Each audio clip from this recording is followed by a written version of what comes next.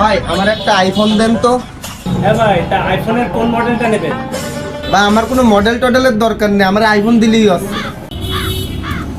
আরে ভাই, আপনি আইফোন নেবেন তো আপনি মডেল বলবেন না? ও তো দাম কম বেশি হয় ওর মডেল অনুযায়ী। আপনি কোনটা নেবেন? ভাই আমি তো বললাম আমার মডেল ফডেল লাগবে না, আমার আইফোন হলেই আছে। আচ্ছা ভাই, আপনাকে আইফোন 11 দেখাই। ওটা আপনার 1,30,000 টাকা দাম আসবে, নেবেন? আরে ভাই আপনি কি ফাজলামি করেন?